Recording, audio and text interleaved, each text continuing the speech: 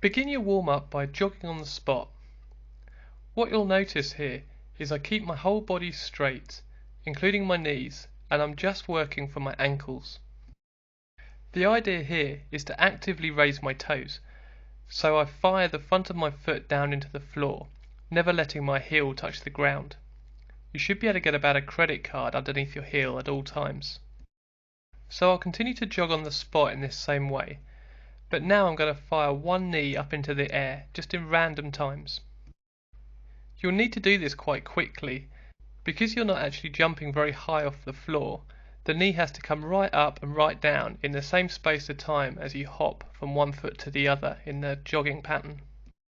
So the next challenge is to hop that knee up every step. This really challenges your coordination and starts to really fire up those muscles and just get your brain working. Believe me, it's harder than it looks. As you repeat another set of these, you'll really start to feel that your heart rate's rising. Your lower leg muscles should be pretty active by now, and your brain's really getting focused onto the coordination that we're doing here. So now we've done our running A drill warm-up. Now we want to go into a B drill warm-up to get those hamstrings working and firing nice and strong. So you bring the knee up as you did with your A drill. Then you want to extend the knee so your foot comes out nice and straight. And then use your whole leg, keep it nice and straight, and slap your foot down into the floor. It may look pretty random what I'm doing here, but you're trying to hit the full foot down, keeping the heel up just in front of your other foot. So you should feel pretty warm now. So we're going to start activating and mobilizing various joints through the body. So we're going to start with some lunge rotations. So if I lunge forwards with my right leg, I'm going to rotate my upper body to the right. Just take my body and my arms just as far around as I can. Then step back and repeat. It's useful here to vary the foot placement with your lunge and vary the amount that you rotate. This will just add a little bit of variability to the exercises that you're doing here, and it'll activate the muscles more fully. So just make sure you repeat on the other leg, so left leg forwards with left rotation.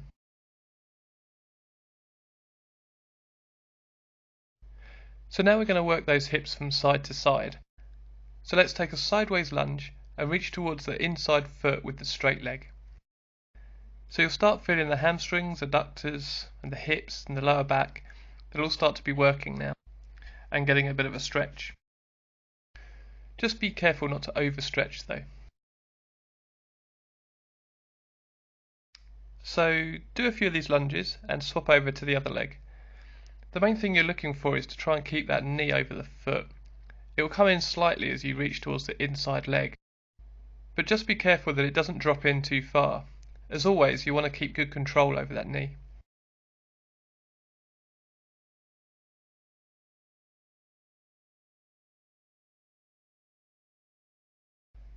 So you've done 10 or so side lunges. Now you're going to go into a deep squat with an overhead reach. So take the feet a reasonable distance apart, about shoulder width. Turn the feet out slightly, and you're going to squat down just as low as you possibly can, whilst at the same time you're going to reach your hands over your head. This will make your spine really extend. Lack of spinal extension is a real issue in this modern world, so this is a really useful exercise to gain some mobility, and if you're a swimmer at all, this will really help to keep your legs from sinking. So the deep squat gave us some really good flexion to the hips, so now we're going to work on the extension of the hips. So kneel down in a lunge position, reach your hands out straight, keep them together, and you're going to reach them down towards your toes and then reach them up over your head. At the same time you're going to swing your hips forwards. Now leave your hands over your head, and now you're going to keep the hips forwards and take your hands from side to side. So repeat this a few times, then put your hands out in front of you, and then you're going to rotate your hands from left to right.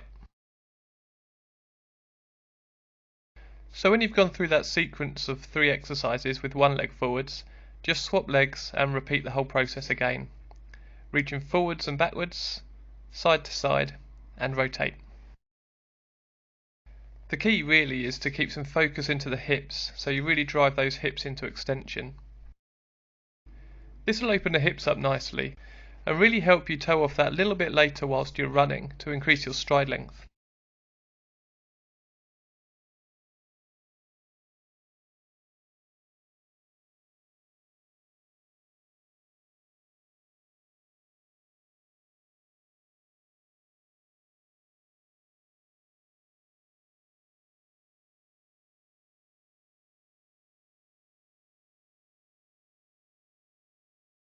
So now we're going to go into a sideways lunge and reach. So take the legs nice and wide apart, and you're going to squat down in the centre and then slide your hands across the floor to one side and reach out as far as you can. Then stand back up straight again. Then squat down in the centre again and slide your hands across the floor to the other side. This is going to challenge the flexibility in your lower back, whilst also challenging the strength and coordination that you have in your legs. This is particularly good for getting into those aero positions on a bike.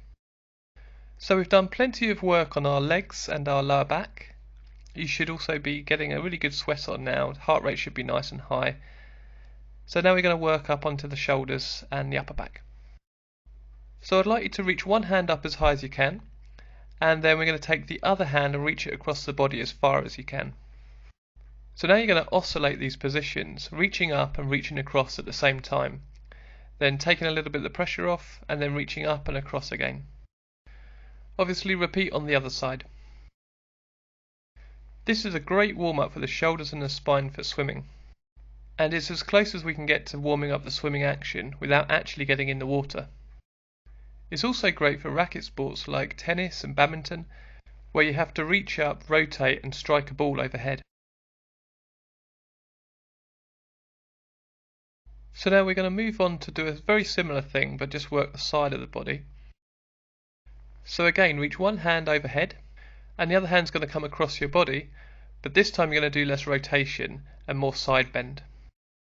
So again, you're looking to oscillate these two positions. So from standing in the centre to side bend with both hands really driving that movement. Again, repeat on the other side with exactly the same form. So the upper spine and the shoulder girdle are really starting to warm up now. So let's just look at the shoulder itself and try and get some fluid back into that joint. So I like to throw in some arm circling here. Personally, I like to work the arms in opposite directions. It just makes your spine have to move a lot more than going in the same direction with both arms. If you find the coordination too difficult, just circle one arm at a time. All in all, you should be pretty warm by now. Hopefully sweating a little bit. Your muscles should be really fired up and your mind should be really focused on the task at hand. And this is exactly how you should feel prior to training or doing an event. So all you need to do now is practice this warm-up.